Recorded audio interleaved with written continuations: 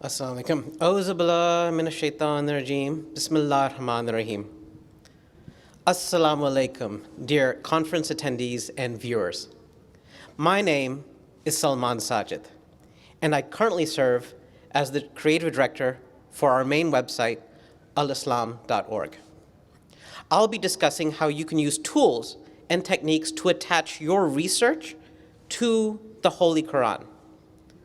But before discussing how, we should first discuss why.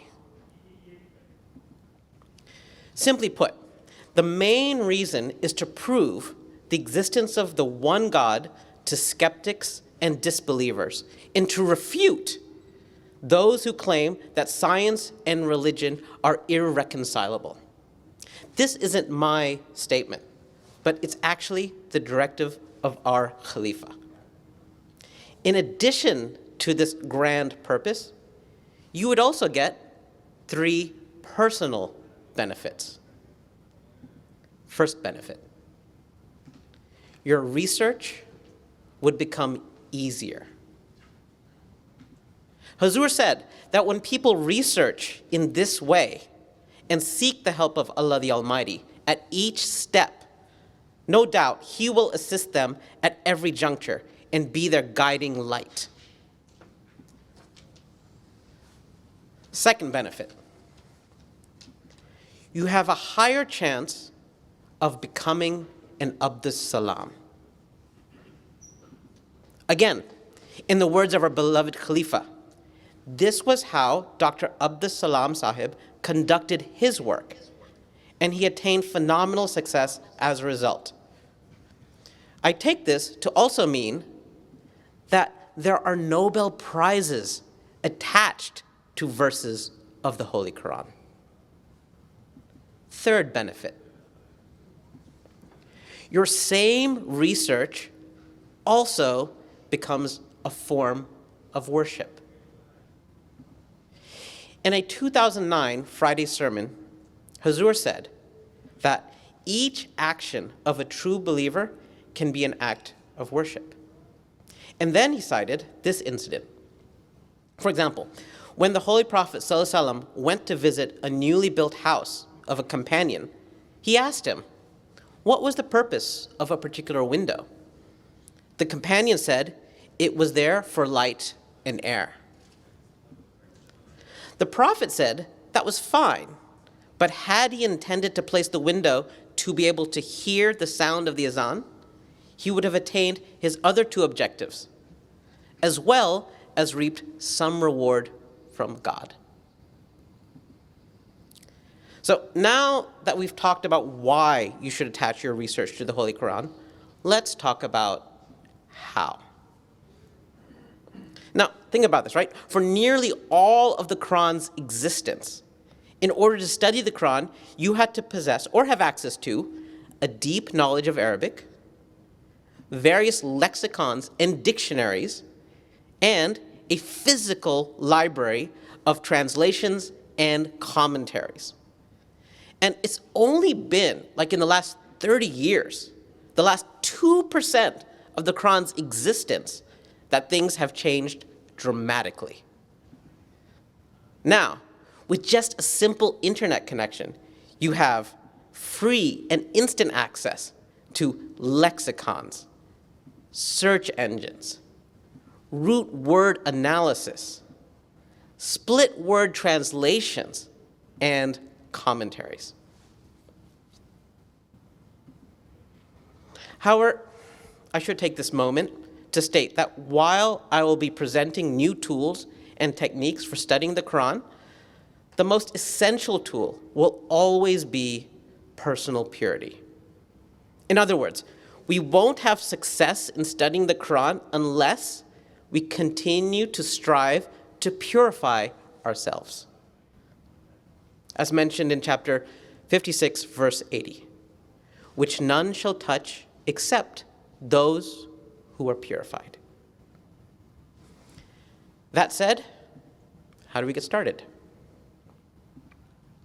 So the first strategy is to find a verse of the Quran to anchor your research to. And to illustrate this idea, I'm going to walk through a demo. It'll highlight some strategies and tools that you can use to achieve this. And I'm going to use an example from my own personal field of research, which is energy medicine. Now, just a quick note that the following example is not in any way meant to be a commentary or a tafsir. It's just my personal opinion from some preliminary research that I've done. All right. Now, if you think about when you research science, right, like Quran Science Symposium, what you're essentially researching is what God has created. So a good place to start would be to search for created in the Quran. So let's do that. All right? So we can do that in any one of our three main search engines. There's alislam.org, of course. Another site that we have, holyquran.site, and openquran.com. So for this search, I'll use OpenQuran. We'll type in created into the search field and hit search. As expected, we get a lot of results, right? But now let's read through the various verses, looking for one that piques our curiosity.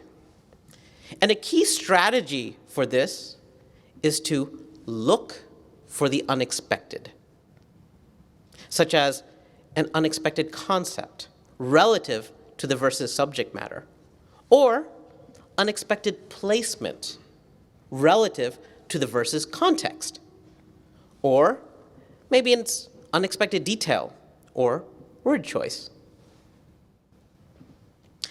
As we read through the verses again, we see that verse 39:7 about the creation of man has a number of these unexpected features. It says, "He created you from a single being, then from that he made its mate.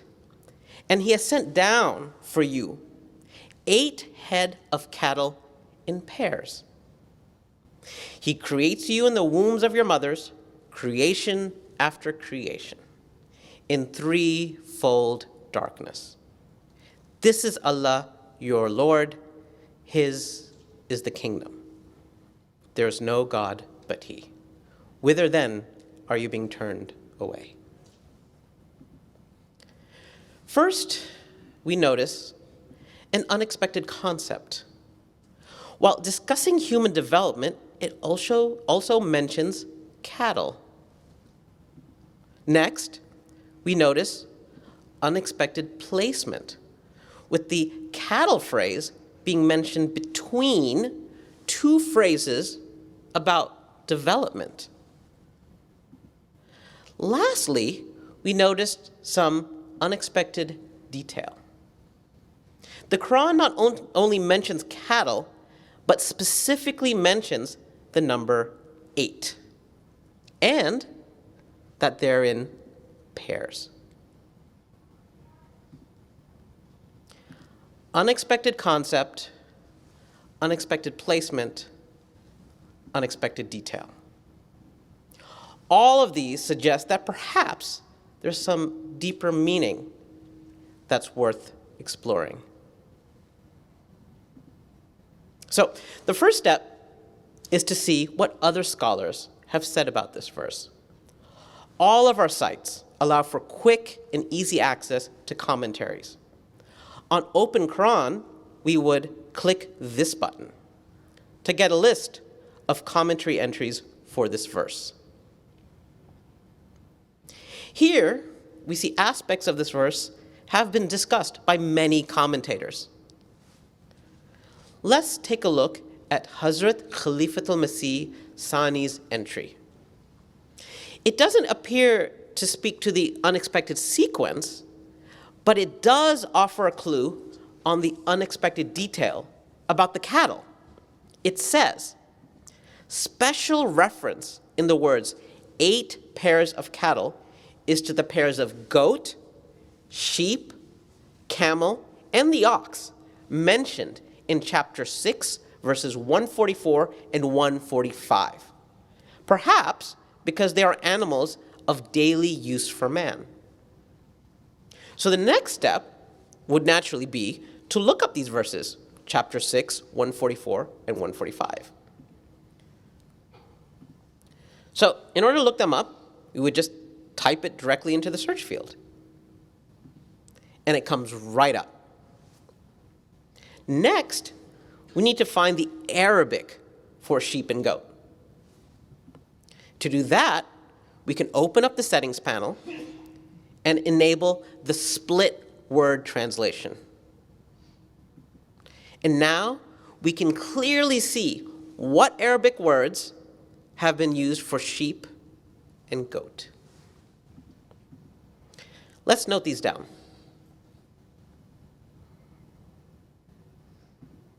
And go to the next verse that mentions the camel and the oxen. And note them down as well. Now, since the reason this verse jumped out was due to unexpected detail, let's explore a bit more with a search for the word sheep. And then look for the cross highlighting that shows how the English word for sheep is referenced in the Quranic Arabic. And once we do that, we notice something curious. Of the 4 verses that mention sheep, 3 use a variation of the word ghanama. And only 1 verse, our verse, uses a different word, dha'an. So since we expected the same word to be used for sheep and it wasn't, this would be an example of unexpected word choice.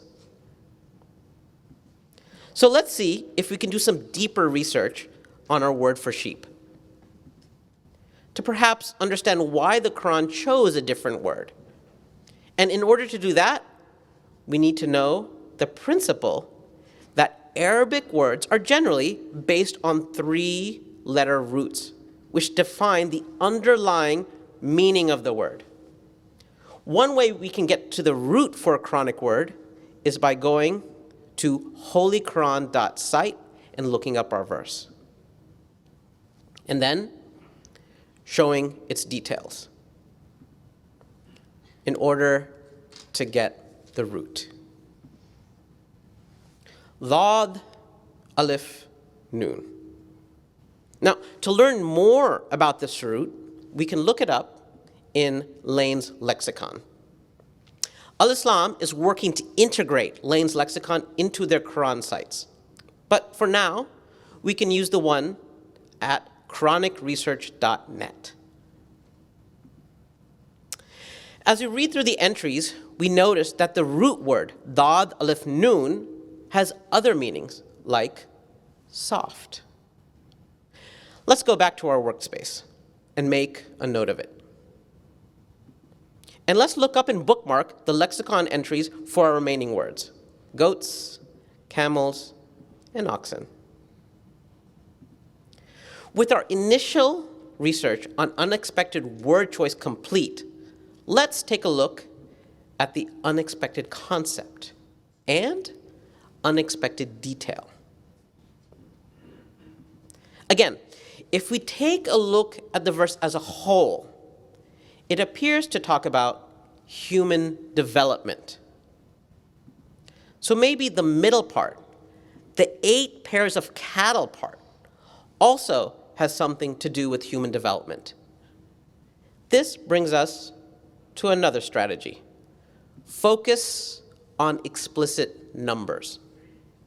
For example, the last part of the verse mentions threefold, making a strong reference to the trimesters of pregnancy. Similarly, the middle part of the verse specifically mentions the number 8 and pairs. This is where knowledge in your own field of study comes in. One of the subfields within energy medicine is Chinese medicine. According to Chinese medicine, there is a life essence otherwise known as the qi, that flows through defined subtle vessels known as meridians. What's interesting is that Chinese medicine says there are two sets of meridians. One set of 12 main meridians that govern the functions of a person's day-to-day life, and a second set of lesser understood meridians known as extraordinary meridians that develop before the main meridians. And the number of these extraordinary meridians? 8. What's more interesting is that Chinese medicine also says that these meridians work in paired sets, which, if you recall, was the other unexpected detail specifically mentioned in the verse. So the unexpected details seem satisfied. So let's go back and take a deeper look at unexpected word choice. Chinese medicine is also specific about the nature of these meridians. It says these meridians work as a sort of energetic irrigation system. Some aspects of the system include reservoirs that store and disperse the life essence, and canals that distribute it. Some aspects of the system are soft in the sense that they are flexible and forgiving, while some are hard in the sense that they are regulating and protective. Does the Quran mention these particular aspects? My humble opinion is that it might. If we go back to our research on the words, we'll remember that the word for sheep is related to softness. And a quality of soft things is that they can easily expand or contract. In contrast, we find the root word for goat relates to hardness. And a quality of hard things is that they can resist or regulate expansion. Now, camel is interesting. The word camel appears in the Quran many times. But when it's used in the context of creation, the Arabic word used is ibil. And one of the related lexicon meanings is cloud. And if you think about it, the reason why a camel can be likened to a cloud is that both of them can store and release water, much like a reservoir. The last concept is canals. Does the root word for our last word, bakara, relate to canals in some way? I think it does. So, interestingly enough, when you look at bakara, the primary root meaning is not cow, but describes the concept of slits, rips, and lengthwise divisions, which happen to be a defining characteristic of canals. And with that, we have our final word choice connection. With unexpected word choice seemingly settled, let's go back and take a look at unexpected concept.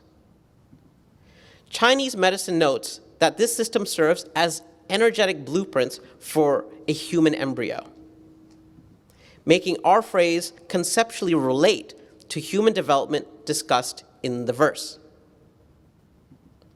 and ostensibly resolving the unexpected concept.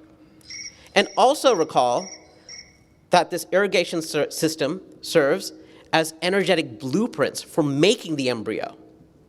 This could explain its position as the middle stage. Because just as in farming, in order to grow crops, you have to start with seeds. And in the middle, you have to properly irrigate them. The interpretation seems to address unexpected placement. And with that, all of our unexpected aspects appear to have been satisfied. With so much still unknown about our own creation, I hope you can see how looking to the Quran can help you validate your own theories and accelerate your research. Again, what I've presented is not a commentary, but a layman's opinion. But if it has some truth, then maybe studying verses like this one will help us better understand topics that we still know so little about. Topics such as mental health, gender dysphoria, sexuality, and even homeopathy. Allahu alam, Allah knows best. In summary, online tools like lexicons, search, root word analysis, split word translations, and commentaries, coupled with strategies around concepts, placements, details, word choices, and numbers, can all come together to deepen your study of the Holy Quran, while making your research easier, increasing your chances of success, and improving your worship. All towards proving the existence of the one God to skeptics and disbelievers, and to refute those who claim that science and religion are irreconcilable. With this, I end by quoting Hazur's prayer at the conclusion of the first Ahmadiyya Muslim Research Association's conference in 2019.